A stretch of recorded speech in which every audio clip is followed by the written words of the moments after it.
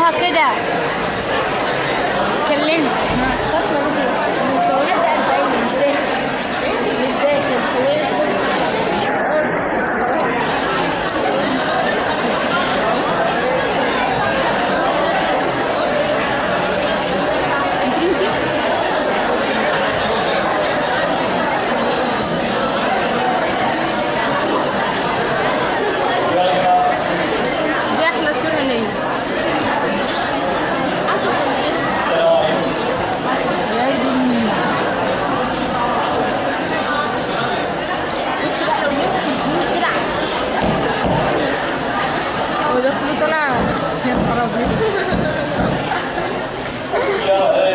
تعالوا نكمل مع بعض بقيه الحاجات اللي كنا بدأناها. يمكن لسه كنا بادئين لو حد فاكر بدأنا بالسباينال كورد معايا، وقلنا السباينال كورد بدأ فين، انتهى فين، طوله قد ايه، سايد مكانه فين.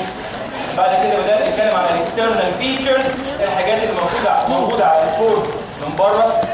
شفنا لو حد فاكر ان في elevation، هو قلنا شكله سيلندريكال لكن ظهر عندنا elevation لو حد فاكر بنسميها enlargement cervical ولمبر enlargement. بعد كده بدأنا نتكلم طيب ايه السالكاي والفيشرز اللي موجوده عندنا، وبعد كده ظهر عنوان اسمه السباينال سيجمنت، وشفنا كل سباينال نيرف الاتاشمنت بتاعه ماسك ازاي في الكورد.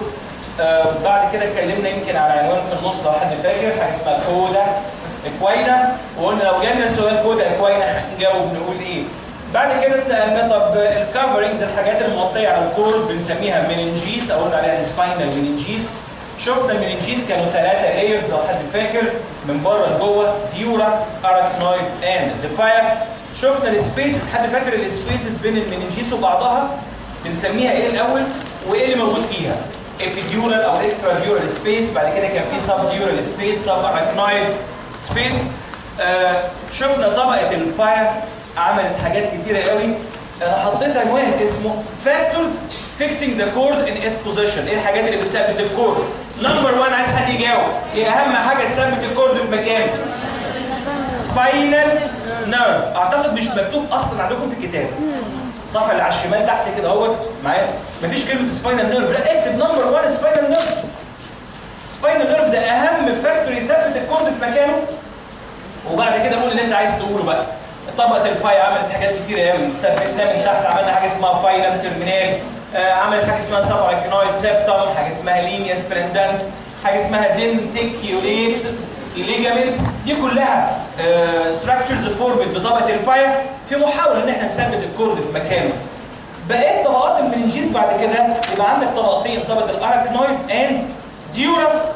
تعالوا نتفق ان طبقه الديورا هي كمان واحده من ضمن الفاكتورز اللي بتثبت الكورد في مكانه، ويمكن بنقول ان طبقه الديورا ثبتت الكورد للاتاتشمنت بتاع الديورا حوالين الفورامين ماجنوم. طب الديورا بالمناسبه تمسك فين تاني عشان تثبت الكورد؟ معايا؟ قالك هتمسك في الباديز اوف ذا سيرفايكال فيرتبري. طب انت عارف ان السيرفايكال فيرتبري، خلي بالك، عرفت ان البادي ليه ليجامنت ماسك من قدام، ويقول لك ده بيمسك مش السيرفايكال، ده بيمسك الفيرتبرال كولم كله من قدام، واسم الليجامنت ده ايه؟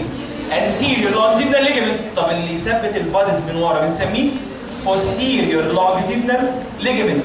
تصوروا طبقه الديورا معايا تمسك في الباديز بتاعت السيرفايكال فيرتبري، وكمان ليها اتاتشمنت لحاجه اسمها posterior longitudinal ligament. لا مش كده وبس، ده كل سباينال نيرف وهو خارج معايا من الانتر فيرتبرال فورامين لقينا ان طبقه الديورا كمان يبقى ليها attachment to the margins of the intervertebral foramen. يبقى لو حد سالك ازاي يا ابني الديورا بتثبت الكورد في مكانه معايا، او لو قلت الفاكتورز اللي بتثبت الكورد من ضمنهم قلت حاجه اسمها ديورا، ازاي؟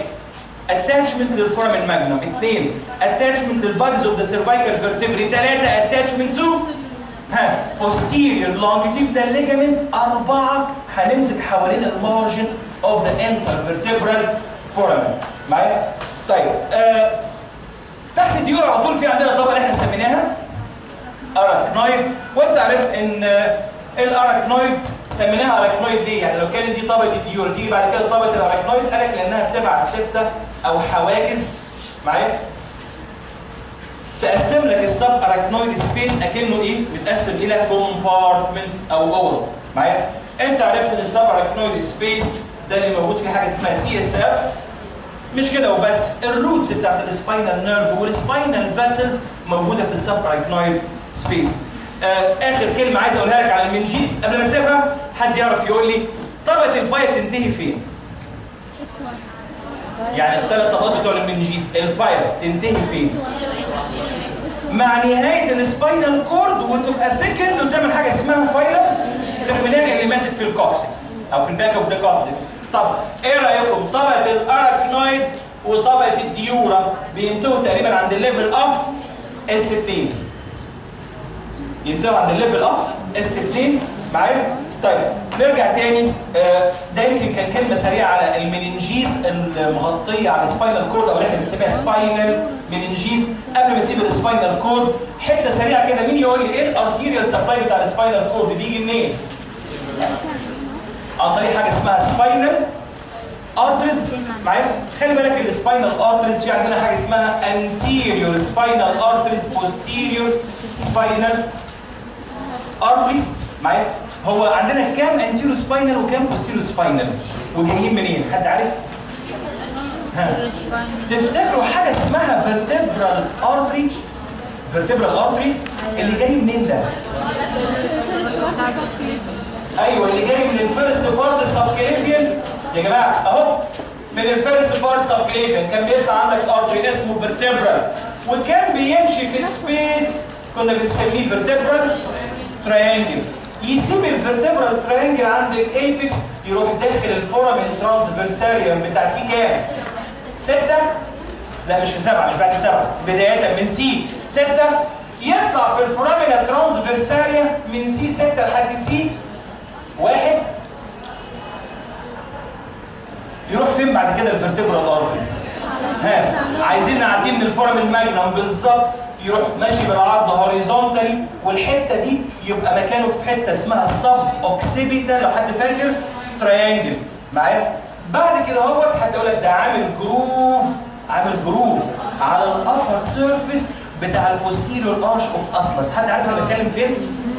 معايا؟ لو انت عندك الاطلس فيرتبرا، الاطلس فيرتبرا كان شكلها عامل ازاي؟ اهو ده الكدني شيبد ارتيكولار فاساد وادي الانتيريور ارش وبعد كده اهو مش ده شكل الاطلس فيرتبرا لو انت بصيت من فوق. كان يجي الفيرتبرال ارتري يعدي بص بقى كده طالع من الفرامل ترانسفيرسال يروح داخل بالعرض كده هوريزونتالي عامل جروف على الابر سيرفيس، جروف على الابر سيرفيس معايا بتاع البوستيريور ارش اوف اطلس وبعد كده يقسم لي يا جماعه يطلع ابور. هو كده الفيرتبرال ارتري اوف بوث سايدز دخلوا السكالب او الكرينيال كافيتي عن طريق الفورامين ماجنم. فيرتبرال ارتري يمين وشمال يتحدوا مع بعض ويعملوا حاجه اسمها بازيلر ارتري. الكلام ده عند اللور بوردر بتاع الكونز. طب كده انا قسمت الفيرتبرال ارتري الكورس بتاعه الى 4 بارتس 4 اجزاء. ده بنسميه فيرست، ده بنسميه سكند، ده ثيرد بارت واللي طلع فوق خالص ده بنسميه ايه؟ فورث بارت. مين يقول لي بقى؟ بصوا بقى كده. فيرست بارت فيرتبرال ايه برانشاته؟ فيرست بارت فيرتبرال ارتري تمام. فيرست بارت فيرتبرال ارتري ايه برانشاته؟ ات هاز نو برانشز ما يديش برانشات. طيب سكند بارت بتاع الفيرتبرال ارتري برانشاته ايه؟ برافو عليكم. دي حاجه اسمها طول ما هو ماشي يطلع برانشز تو ذا سباينال كورد اهو والمننجيز سباينال ومننجيال برانشز. طب ثيرد بارت اللي ماشي في السب اوكسيبيتال تراينجل هيدي ايه؟ العضلات اللي عامله باوندري للسب اوكسيبيتال تراينجل. طب فورث بارت ايه برانشاته؟ اللي داخل الكرينيال كافيتي بقى ده اهو اللي فوق خالص ده ايه برانشاته؟ يقول لك من كل فيرتبرال بيطلع برانش اسمه انتيريور سباينال. انتيريور سباينال يمين مع انتيريور سباينال شمال، الاثنين يتحدوا مع بعض ويعملوا ارتري واحد. بص بيعمل ايه؟ يرجع تاني ينزل من الفورامين ماجنم ويمشي في الانتيريور ميديان فيشر بتاعت السباينال كورد. يمشي فين؟ anterior median fissure of the spinal cord، ونسمي الارتري ده على بعض اسمه ايه؟ anterior spinal artery. تاني اسمه anterior spinal artery. طب يا ترى الفورس بارت فيرتبرال ارتري ليه برانشات تانية؟ من كل واحد، من كل فيرتبرال يمين وفيرتبرال شمال يطلع برانش نسميه posterior spinal، وده هيمشي يا جماعه خلي بالك في البوستيريور او على البوسترولاترال سالكس. هيمشي فين؟ في البوسترولاترال سالكس. عندك 3 سباينال ارتريز، انتيريور واثنين بوستيريور. خلي بالك السباينال ارتريز طالعين منين؟ طالعين منين؟ من الفور سبار فيرتبرال ارتري. هل انت شايف ان ده كفايه ان يغذي الكورد سباينال كورد؟ انا بص خلي بالك، طول ما انت بص ادي السباينال انتيرو بوستيرو، من اول ما بدانا طول ما انت نازل في السباينال كورد اللي طوله نص متر 45 سم تقريبا، خلي بالك طول ما انت نازل يقول لك الدايمتر او اليومن بتاع الارتري يبدا يطير، والارتري يحصل له ناروينج، يرفع يرفع يرفع يرفع يرفع. قال لك معنى كده لما نوصل لحد اخر السباينال كورد يقول لك الربع الاخراني من الكورد مش هنلاقي له دم. متخيل؟ علشان كده كان لازم نعمل حاجه، ما كانش كفايه يبقى عندي انتيرو بوستيرو سباينال ارتريز. طب نعمل ايه؟ قال لك شوف اقرب ارتري في كل ريجن، في كل منطقه الكورد نازل فيها وخد منه برانشات. بمعنى احنا لسه قايلين اهو، ايه رايك؟ يقول لك وانت نازل في السيرفايكال ريجن السكند بارت فيرتبرال ارتري اهو يبدا يطلع برانشز للكورد. متخيل؟ طب سبت سيرفايكال بدات تنزل على مين؟ منطقه الثراسيك. قال لك ما انت عندك ورا بوستيريور انتركوستال ارتريز، خلي يطلع منها برانشات تسبلاي الكورد. معايا؟ لا ده احنا نزلنا تحت، سيبنا الثراسيك نزلنا في اللامبر، قال في اللامبر ريجن قال في عندك لامبر ارتريز طلع منها برانشات تسبلاي الكورد. ومن هنا ظهر عنوان قلت في حاجتين anterior spinal posterior spinal arteries، ما تنساش حاجه اسمها radicular arteries، هنسميهم radicular arteries. يقول لك الكورد ياخد برانشات من اقرب ارتري موجود. في السيرفايكال خدنا من الفرتبرال، طب في الثوراسيك خدنا من posterior intercostal arteries، في اللامبر خدنا من حاجه اسمها lumbar arteries. على فكره ده ممكن يجي سؤال لوحده كده اهو معايا، arterial supply او blood supply of the spinal cord. عايز اقف كده شويه عند السباينال كورد واقول لو هيجي لنا سؤال في السباينال كورد ايه الاسئله المشهوره اللي بتيجي؟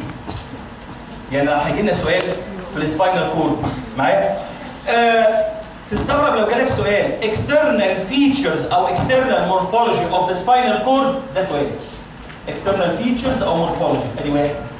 اثنين، ممكن يجي لك سؤال factors fixing the spinal cord، ده سؤال لوحده factors fixing the spinal cord. ثلاثة، give a short account on coda equina، اتكلم على حاجة اسمها coda equina. طب تستغرب لو جالك سؤال give a short account on spinal meninges، السؤال ايه؟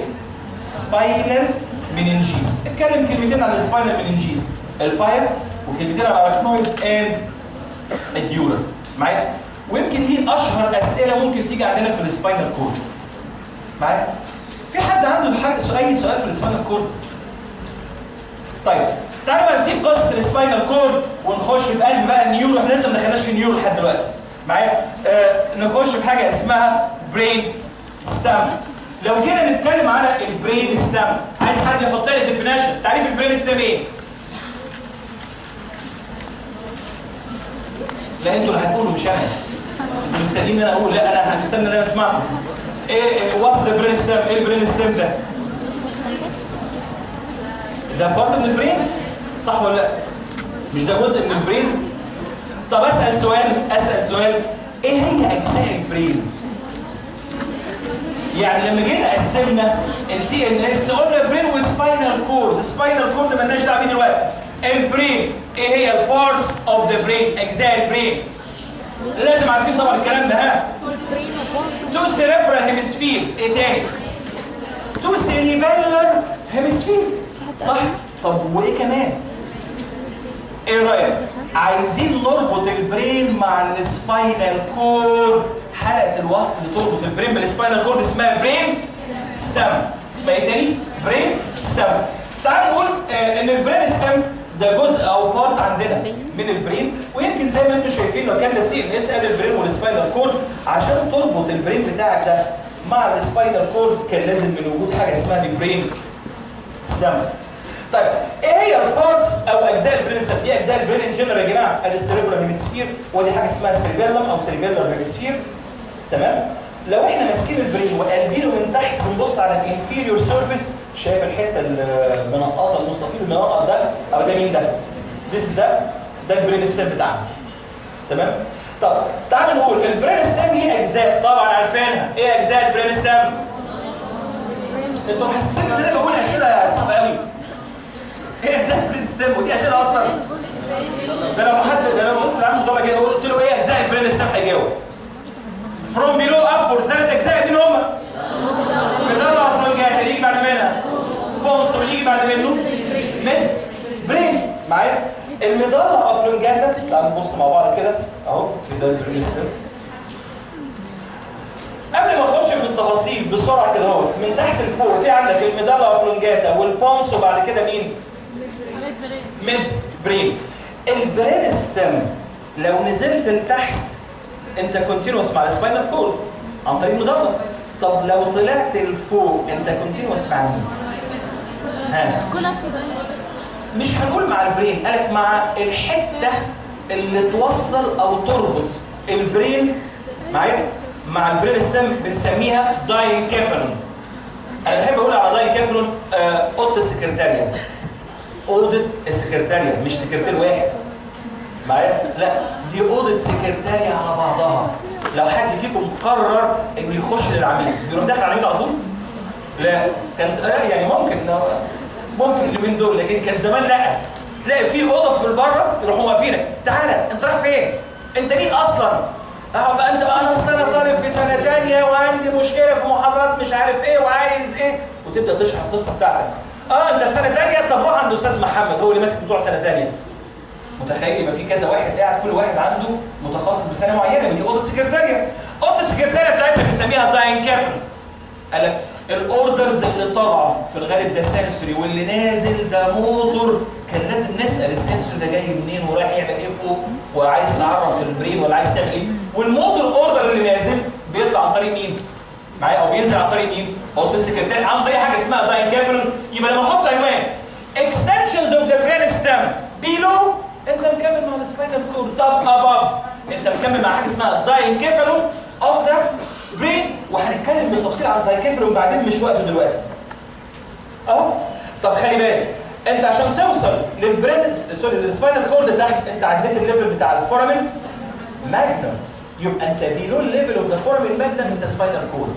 اباف الليفل ده يبقى انت برين ستام. اهو يمكن الصوره دي جميله قوي بتبين لك لو كان واحد واخد اشعه او رنين مغناطيسي اهي فمبين لك ادي البرين ستيم بتاعنا وادي الليفل بتاعك اللي هو الفورامين ماجنم. يمكن ده اجزاء البرين ستيم، ادي الميدالا وادي البونس وادي الحته اللي احنا بنسميها الميد برين. دي الاجزاء بتاعتنا ميدالا اوبلونجاتا والبونس اند ميد برين. واعتقد انتم عارفين معنى الاسامي. ميدالا اوبلونجاتا، اوبلونجاتا يعني ايه؟ يعني طويل او سلندريكال ان شيب الاسطوانه. بونس يعني ايه؟ بريدج او كوبري وصله. عندك كوبري بيربط بين حاجتين. حتى بيقول لك لو قريتوها بالترجمه بالعربي كنت بتقول بونس ايه؟ قنطره فارون حاجه كده هو لو حد فاكر يعني من ايام الذكريات بتاعت زمان. فقنطره يعني كوبري او بريدج وده معنى كلمه بونس. ميد برين يعني ميد برين يعني البرين الميدل او البرين الوسيط معايا. ويمكن ده بيعكس الديفلوبمنت بتاعك ان البرين بنقسمه حسب الامبريولوجي فور برين ميد برين اند هايند برين. دول الثلاث اجزاء بتوعنا. بص بقى تعالوا نبدا نتكلم على اول جزء من الاجزاء بتاعتنا اذا كل واحد واخد دول. تعالوا نتكلم على اول جزء اللي هو الميدالا اوبلونجاتا. الميدالا اوبلونجاتا لو جالنا سؤال في الامتحان يا جماعه المفروض تكتب تقول فيها ايه؟ medulla oblongata. It's the lower part of the brain stem. يعني لو انا عايز احط definition تمام. خلي بالك، مش عارف انتوا لاحظتوا ولا لا، قبل ما اشرح اي حاجه انا مهتم قوي بالعناوين، لان العناوين هي اللي تفكرك معايا وفي نفس الوقت ما تخليش حاجه تقع منك. لكن لو قعدت تتكلم في صوره باراجرافات في حاجات هتقع منك هتنساها. حد يحط لي ديفينيشن تعريف الميدالا ابلونجاتا. It's the lower part of the brain stem in extensions. يمتد من اللي فين؟ ها؟ يقول لك من اللور بوردر بتاع الفورامين ماجنم دي له معايا to the lower border of the pons above. طب الشيب هو شكل الميدالا عامل ازاي؟ سيلندريكال الشيب اسطوانه. انت بتتكلم على حاجه شكلها اسطوانه. طب خلي بالك يمكن قربنا قوي من الميدالا ابلونجاتا. شكلها سيلندريكال بس خلي بالك لاحظنا حاجه غريبه قوي. عايز لاحظنا حاجه غريبه قوي. لو حد فاكر شكل الهوريزونتال سكشن هينفع انا عندي محاضره بعدين على طول. عندي سنه اولى فهينفع الكلام ده. طيب بقول بصوا كده، لو احنا واخدين هوريزونتال سكشن في السباينال كود كان الاتش شيبد جراي ماتر كان بيبان فيها كنال في النص كنا بنسميها سنترال كنال. عايز حد يقول لي هو السنترال كنال دي فيها ايه؟ فيها سي اس اف صح ولا لا؟ معايا؟ طب بص كده يقول لك لو كان ده اهي سنترال كنال، انت وانت طالع فوق سنترال كنال عند اللور بوردر اوف ذا فورامين ماجنم بدا الميدالا ابلونجاتا وماشي جواها حاجه اسمها دي سنترال كنال. طب ايه رايك؟ يقول لك في اللور بارت اوف ذا ميدالا لقينا ان الميدالا ابلونجاتا قافله على سنترال كنال انسايد. لما طلعنا في الابر بارت اوف ذا ميدالا لقينا ان التيشو بعد عن بعضه ولقينا السنترال كنال فتحت على سبيس. معايا؟ السبيس ده هو ده اللي احنا بنسميه الفورس فنتريكل. يبقى المنظر ده بص المنظر عامل ازاي؟ طول ما انت طالع يقول لك طالع من تحت قافل يبقى ده سنترال كنال، فتحت هنا على سبيس. متخيل؟ ومن هنا جت فكره كان لازم نقسم الميدالا ابلونجاتا لتو بارتس. لور بارت اصله قافل على سنترال كنال فسميته كلوزد ميدالا. كلوزد ميدالا. upper part of the medulla لانه اتفتح عشان يعمل كافيتي فسميه الابر بارت اوف ذا ميدالا او الابر هاف بقول عليه open ميدالا. يبقى بدايه الكلام استنى انا حطيت هنا اهو حاجه اسمها ايه هي البارتس اوف ذا ميدالا ابلونجاتا اجزائها. لور هاف بسميه كلوز ميدالا. طب ابر هاف اوبن ميدالا. طب كلوزد واوبن بالنسبه لمين؟ السنترال كنال. متخيل؟ طيب خلي بالك لما تعوز تتكلم على الاكسترنال فيتشرز عايز اتكلم على حاجه اسمها اكسترنال فيتشرز. انت قلت شكله سيلندريكال شيب يبقى لما تيجي تتكلم على الفيتشرز خلي بالك قسم الاول ان في اكسترنال فيتشرز للكلوزد ميدالا وفي اكسترنال فيتشرز للاوبن ميدالا. وما دام شكلك سيلندر اوصف شكل السيلندر بتاعتك. مين يقول لي لو انت بتتكلم على الكلوزد ميدالا external features لو انت باصص من قدام معايا لو انت عندك اسطوانه عايز اوصف السيرفيسز بتاعت الاسطوانه دي معلش انا هستعير حاجه المفروض ان انتوا عارفينها. فاكرين انتوا خدتوا الثيرويد جلاند ولا لسه؟ خدتوا الثيرويد جلاند؟ الثيرويد جلاند كان ليها كام سيرفيس؟ معلش انا خرجت بره الموضوع بس كان شكل الثيرويد جلاند بيبقى عامل كده. مش كان شكلها عامل كده؟ وكنتوا بتقولوا ان ده اسمه انترولاترال سيرفيس وده اسمه بوستيريور وده اسمه مش عارف ميديال سيرفيس صح ولا لا؟ معايا؟ طب انا هتصور ان شكل الميدالا ابلونجاتا اهي هعمل ده امسح دي كده واروح اعمل ده كده. وده اكنه ده السكشن اللي متاخد في البرين ستيب او بالتحديد في حته الميدالا في الكلوزد ميدالا. بقى عندك تو انترولاترال سيرفيسز ايوه اللي ورا اسمه ايه؟ posterior surface صح ولا لا؟ معايا؟ اثنين انترولاترال وواحد posterior. يعني واضح ان المنظر ما هوش سيلندريكال قوي ما هوش اسطوانه قوي. يعني ان صح التعبير انا شايف ان المنظر ده ها نص سيركل، نص دايره اكنك قاطعها نص معايا. فنقول عايز توصف الاكسترنال فيتشرز كلمني على حاجه اسمها تو انترولاترال سيرفيسز وواحد اسمه ايه؟ بوستيريور سيرفيس. تعال نقول الكلوزد ميدالا. لو انت بص على الانترولاترال سيرفيس ايه الفيتشرز اللي موجوده عندنا؟ لو كان دوت الفورامين ماجنم واحنا طالعين اهو ابورد، ها ايه الفيتشرز اللي موجوده؟ يمكن لو انا متصور ان ده كده اهو ادي البونس، يقول لك تكمله الانتيريور ميديان فيشر بتاع السباينال كورد، انتيريور ميديان فيشر بتاع السباينال كورد من تحت نكمل اهو انتيريور ميديان فيشر. متخيل؟ طب ايه رايك على جناب؟ انا بص انا بعمل ايه؟ انا هبدا اتكلم على الفيتشرز اللي موجوده على الانترولاترال سيرفيس. طب خلي بالك انتيريور ميديان فيشر على جناب الانتيريور ميديان فيشر عندك تو اليفيشن، الاليفيشن ده بنسميه بنقول عليه بيراميد. تاني الاليفيشن ده اسمه ايه؟ بيراميد. طب السؤال معلش هو احنا سميناه بيراميد ليه؟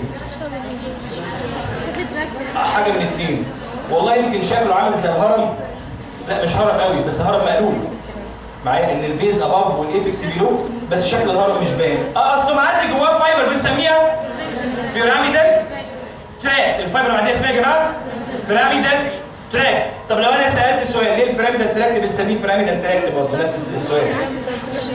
علشان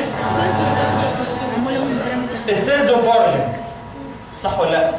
الخلايا اللي بدأنا عندها من فوق معايا شكلها معايا يقول لك لارج سايزد بيراميدال سيلز او بيراميدال سيلز اوف بيتس لو حد فاكر الاسم دوت معايا. البيراميدال سيلز اللي انت بادئ فيها بيراميدال تراك. طب ايه البيراميدال تراك ده بتاع ايه؟ شايل ايه؟ موتور اوردر، خلي بالك للاوبوزيت هاف اوف ذا بادي او الكونترالاترال هاف، يعني الفص اليمين في عنده بيراميدال تراك، الاريا اللي بتنزل الموتور فايبر من فوق خلي بالك بتبعت الموتور فايبر او الاوردر للنص الثاني من جسمك. متخيل؟ طب البيراميدال تراكت او الفايبر بتاعت البيراميدال تراكت اللي نازله المفروض تنتهي فين؟ احنا مش بنتكلم في الموتور، الموتور هتاخدوه بالتفصيل ان شاء الله في الفسيولوجي، لكن عموما بقول لك الفايبر اللي شايله موتور اوردر من فوق ونازله المفروض تنتهي فين؟ قال لك في الانتيرو هورن سيل اوف ذا سباينال كورد، مش ده الموتور سيلز. ومن هنا جت التسميه ان البيراميدال تراك الفايبر اللي نازله ممكن اقول في حاجه اسمها كورتيكو سباينال فايبرز. اسمي الفايبر اللي نازله في البيراميدال تراك اسمها ايه؟ كورتيكو سباينال. ليه سميتها الاسم ده؟ ما انت جاي من الكورتكس ورايح للسباينال كورد. طب ايه رايك؟ زي ما تدي موتور اوردر للعضلات تتحرك، خلي بالك انا هدي موتور اوردر للموتور نيوكلياي اوف ذا كرينيال نيرفز. خدتوا حاجه اسمها فيشيال نيرف صح؟ مش دي موتور نيوكليس؟ هايبوجلوسال نيرف صح ولا لا؟ قالك الفايبر اللي تبقى نازله في البيراميدال تراك ورايحه للموتور نيوكلياي اوف ذا كرينيال نيرفز بنسميها كورتيكو نيوكليير فايبر. بنسميها ايه؟ كورتيكو نيوكليير فايبر. وانا بتكلم فين بالظبط؟ انا تهت. ايوه استنى احنا بدأنا نتكلم على الانترولاترال سيرفيس بتاع الميدولا اوبلونجاتا، لقيت انتيريور ميديان فيشر معايا ولقيت فيه اليفيشن سميته بيراميدال تراك. سالتك سؤال، بيراميدال تراك ده جايب من البيراميدال سيلز اللي موجوده في الكورتكس والفايبر نازله. صنفت او قسمت الفايبر لنوعين، كورتيكو ايه وكورتيكو ايه؟ سباينال كورتيكو نيوكليير. كورتيكو سباينال ينتهي فين؟ وكورتيكو نيوكليير. على فكره بالمناسبه كورتيكو نيوكليير ساعات بنسميه اسم تاني، ساعات بنقول عليه كورتيكو بالبر. حد سمع الاسم ده قبل كده؟ طب ليه بنسميه كورتيكو بالبر؟ اكتر كلمه كانت بتجنني وانا طالب ليه؟ يعني كورتيكو نيوكليير مفهوم رايح للنيوكليير، طب كورتيكو بالبر لان انت نازل من الكورتكس ورايح للبلب، والبلب اللي اتقصد بيه ان هو كان البرين ستام. كلمه بلب معناها انتفاخ او بلج، حاجه منفوخه، دي بنسميها بلب. لما اتوصف البرين ستام قال لك ايه بتاع الاليفيشن هنا والاليفيشن هنا وتطلع اليفيشن هنا والاليفيشن هنا، فتسمى بالبلب معايا. وقال لك الفايبر اللي تيجي من الكورتكس وتروح للبرين ستام يبقى رايحه للبلب فنسميها كورتيكو بالبر. كورتيكو بالبر هي كورتيكو نيوكليير فايبر.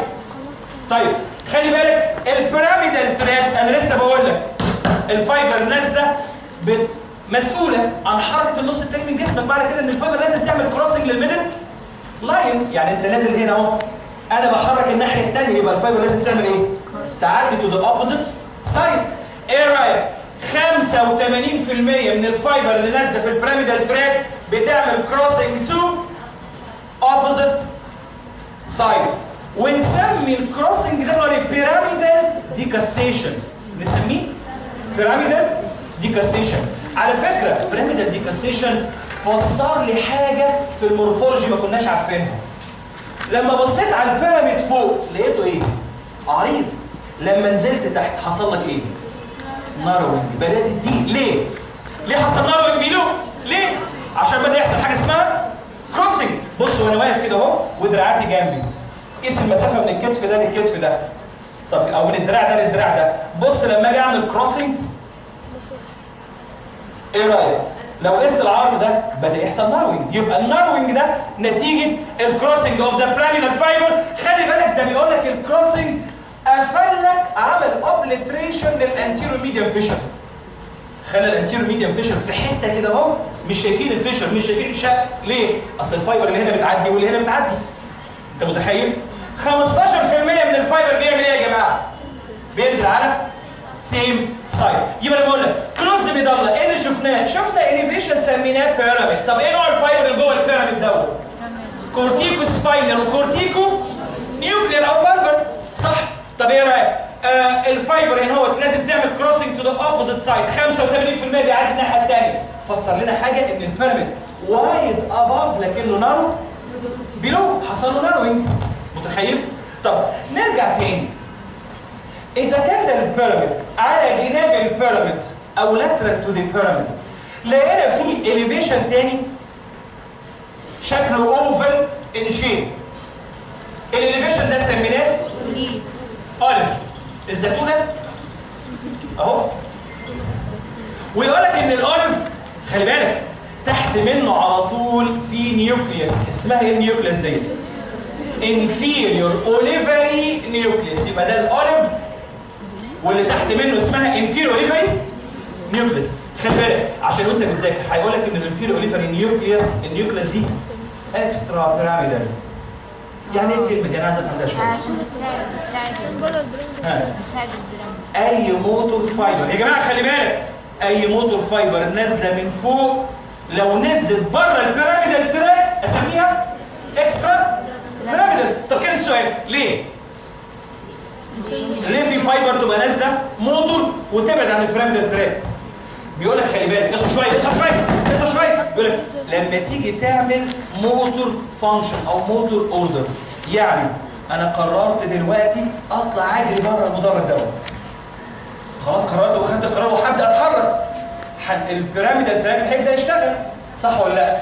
يقول لك طب وانت بتنبه العضلات ان هي تتحرك مش لازم تحافظ على البالانس بتاع جسمك وانت بتجري لحسن تقع، صح ولا لا؟ ايوه، عايز تحافظ على البالانس يبقى اي موتور اوردر هتبعته نازل من فوق، استنى لازم انفورم الاورجنز بتاعت البالانس. زي مين؟ سيريبيلا. زي مين؟ فيستيبلا، صح ولا لا؟ معايا؟ قال لك يبقى انت عاوز تنفورم الاورجن اوف دي بالانس، ومن هنا الفكره ان اللي مش هينزل في البيراميدال ده علشان البالانس بتاعك معايا اروح للسيريبيلم فايبر تروح للسيريبيلم وفايبر تروح للانترنال اير معايا. ويمكن ده فسر لنا حاجه كمان. ساعات الواحد لو قلنا دلوقتي واحنا قاعدين يا جماعه خلي بالكم ده في حريقه هنا اهوت حصلت، انت ايه رد فعلك لما تشوف الحريقه دي؟ هتعمل ايه؟ طبعا كل واحد هيقول حاجه، اللي هيصرخ واللي يقول يا لهوي واللي هيطلع يجري واللي مش عارف ايه. ساعات الواحد لما يبدا يتحرك، بص خلي بالك، يتحرك بسرعه، يعني ايه؟ انا هبدا اطلع اجري، لو لقيت طوبه صغيره قد كده تحت رجليك ممكن تتكعبل وتقع، صح ولا لا؟ حد جرب حاجه زي كده؟ ده وارد جدا، وارد جدا. انت متخيل؟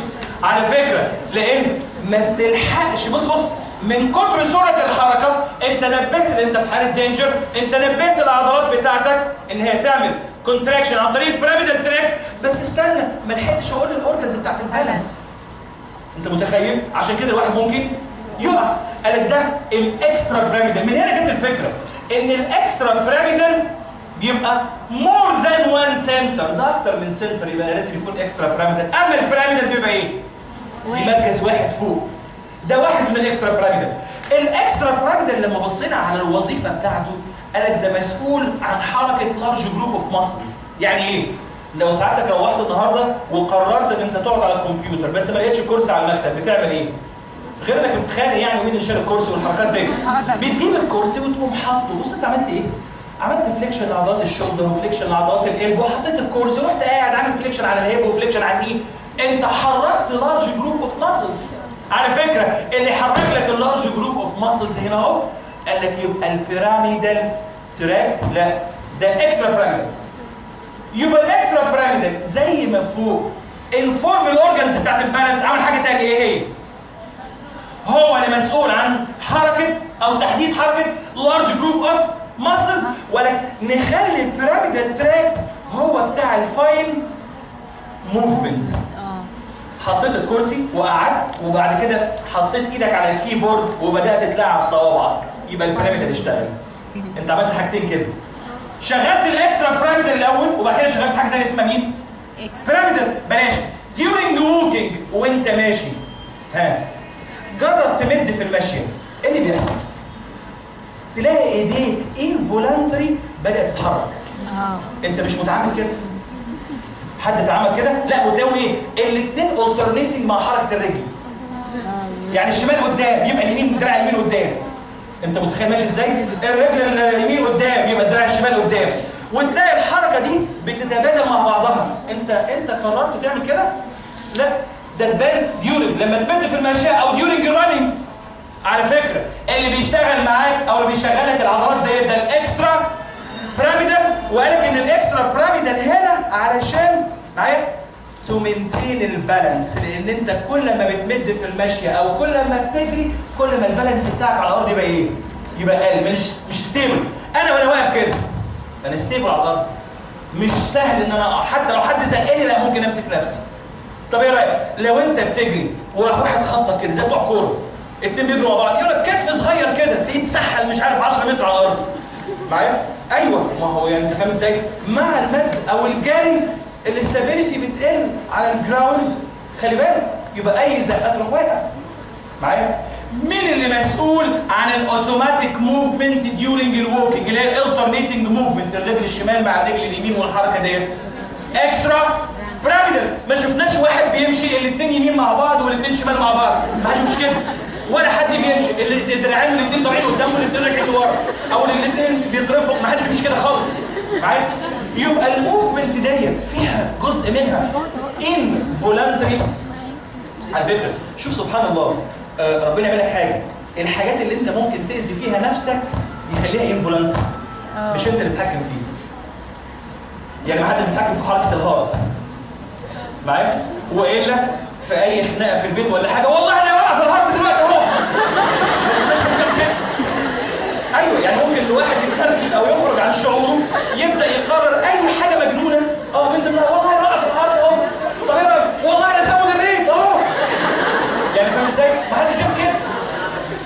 ده نوع من انواع البروتكشن، الحمايه ليك. يبقى ربنا خلى لك الحاجات اللي انت ممكن تاذي نفسك فيها خليها لك ان فولانتري، والحاجات البروتكتنج اللي تحميك خليها لك برضه ان فولانتري. عايز اوصلك لحاجه صغيره. اكسترا بيراميدال تراك او الاكسترا بيراميدال نيوكلياي اللي موجوده ديت مور ذان 1 سنتر او مور ذان 1 نيوكليوس. معايا؟ فايده الاكسترا بيراميدال ايه؟ يحرك لارج جروب اوف ماسلز. هو اللي مسؤول، ما هو انت وانت ماشي بتحرك برضه لارج جروب اوف ماسلز. اثنين، بتنفورم الاورجنز يا جماعه بتاعت مين؟ البلد. ونخلي البيراميدال تراك ما نستهلكوش، خلي البيراميدال تراك للفاين موفمنت. اعتقد الكلام ده هتاخدوه في الموتور بالتفصيل، وفي جدول مشهور يقول لك الفرق بين البيراميدال والاكسترا بيراميدال. ده 1 سنتر، ده مور ذان 1 سنتر، ده مون سينابتيك، ده بولي سينابتيك. مش عايز ادوخكم الكلام دوت، لكن عموما واحد من الاكسترا بيراميدال سنتر اسمه ايه؟ انفيريور اوليفري نيوكليوس. معايا؟ ودي اللي بتبقى عامله اليفيشن على الميدالا وسميناه اوليف. كام اليفيشن شفناه لحد دلوقتي؟ 2. واحد سميناه بيراميد لاترال تو ذا بيراميد فيه اوليف. وعلى فكره تجاوب كده لو جالك ده سؤال في الامتحان. يعني السؤال لو قال لك اكسترنال فيتشرز اوف ذا ميدالا او بلانجاتا ما تقوليش في بيراميد ولاترال تو ذا بيراميد فيه اوليف وتطلع تجري. لا، لازم تشرح البيراميد وايه الفايبر اللي جواه وان البيراميد عريض فوق وحصل له كل اللي انا قلته لازم يتقال معايا. طيب البيراميد مفصول من الاوليف باي مش هقول فيشر لكن بقول سالكس وبسمي ده انترولاترال سالكس. لاترال تو دي اوليف في عندك اهو خلي بالك حزمه من الوايت ماتر فايبر بنسميها inferior cerebellar peduncle. سميناها ايه؟ inferior cerebellar peduncle. تعالوا نقول بقى بصوا بقى مش احنا قسمنا البرين الى اجزاء؟ صح؟ طب ما نفسكش تربط الاجزاء دي كلها مع بعض. حزمه الوايت ماتر فايبر بص يقول لك حزمه الوايت ماتر فايبر اللي يربط لك الديفرنت بارتس اوف ذا برين هسميها بيدانكل. هنسميها بيدانكل. عايز تربط البرين ستيم مع السيربيلم، ما انت لسه بتقول اهو اي اوردر نازل موتور علشان البالانس لازم تنفورم السيربيلم، يبقى الفايبر اللي تروح للسيربيلم هتروح ازاي؟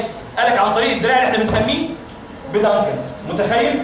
يبقى نقول ان البيدانكل ده كولكشن اوف نيرف فايبرز كونكتنج مين؟ different parts of the brain. طب ايه الفرق بين البيدانكل والتراكت؟ يعني البيراميدال تراكت واللي احنا قلناه دلوقتي ده كولكشن اوف نيرف فايبر. ايه الفرق بين الاثنين؟ الاثنين وايت ماتر والاثنين نيرف فايبر. بس ايه رايك؟ استنى خلي بالك بيقول لك بص البيراميدال تراكت الفايبر اللي نازله ليها نفس البدايه وليها نفس الكورس وليها نفس النهايه وليها نفس الفانكشن. متخيل؟ نفس البيجانينج، ده سيم بيجانينج، كورس، اند، فانكشن، يبقى سميها تراكت. يبقى ايه الفرق بين كلمه بيدانكل وتراكت؟ تراكت سيم في كل حاجه. طب البيدانكل لا مش شرط. انت بتربط حاجات مع بعضها فممكن البدايه والنهايه تبقى مختلفه، صح ولا لا؟ طب عايزين نربط البرين ستيم مع السيريبيلر. تستغرب لو قلت لك في عندنا 3 سيريبيلر بيدانكلز. 3 سيريبيلر بيدانكل. ايوه ما هو اجزاء البرين ستيم كام؟ 3 ميدالا وبونس اند ميد برين. اللي يربط الميدالا مع السيريبيلر انفيريور سيريبيلر بيدانكل. اللي يربط البونس يبقى ميدل سيريبيلر بيدانكل. اللي يربط الميد برين مع السيريبيلر يبقى مين؟ سوبيريور سيريبيلر بيدانكل. طب خلي بالك الاوليف مفصول من الانفيريور سيريبيلر بيدانكل بفيشر او سوري بسالكس بنسميه بوسترولاترال سالكس. اسمه ايه تاني؟ بوسترولاترال سالكس. يبقى انت لحد دلوقتي عندك انتيريور ميديان فيشر ده تكمله الانتيريور ميديان فيشر بتاع السباينال كورد. 2 انترولاترال و2 بوسترولاترال سالكاي. عندك 3 اليفيشنز. مين هم؟ بيراميد، اوليف، وحاجه كمان اسمها انفيريور سيريبيلر بيدانكل. خلي بالك ان الانفيريور سيريبيلر بيدانكل يقول لك انت مطالع مكمل تحت مع السباينال كورد. الانفيريور سيريبيلر بيدانكل عاوز يوصل لمين؟ للسيريبيلم. والسيريبيلم ده مكانه في البوستيريور كرينيال فوسا. ده فسر لنا حاجه ان الانفيريور سيريبيلر بيدانكل اول ما بيطلع يقول لك دايركتد ازاي؟ يرجع باكورد معايا لاترالي سلايتلي ابورد. يطلع باكورد ولاترالي حتى يقول لك عامل شارب باند، يعني هو طالع كده وفجاه راح مدي كده اهو. طب ليه فجاه او بسرعه يتني؟ اصل خلاص انت هتطلع بعد كده تبقى بونس والسيربيلم موجود تحت، فما ينفعش استنى اطلع استنى لفوق اطلع لفوق. متخيل؟ فكان لازم الانفيريور سيربيلر بيدانكل يعمل شارب باند باكورد لاترالي اند ابورد. متخيل؟ دي الحاجات اللي موجوده عندنا خلي بالك على الانترولاترال سيرفيس. لو مسكنا انتوا عندكم حاجه بعد كده؟ بيبدا الساعه كام؟ 12؟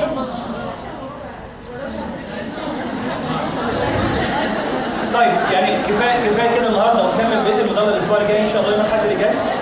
باذن الله. على فكره ميعاد النهارده بكره ان شاء الله مع الدكتور شريف هيكمل لكم هيبدا الصف مانديبل ريجن ان شاء الله. مفيش يوم الثلاث؟ مفيش يوم الثلاث. يوم الثلاث لا مش هينفع الثلاث. انا بحاول ادور لكم على ميعاد تاني غير النهارده. طب لو عرفت نوصل لميعاد تاني هبقى لك دكتور شريف بلاغ باذن الله. اوكي؟ شكرا يا جماعه، ميرسي قوي، اتفضلوا.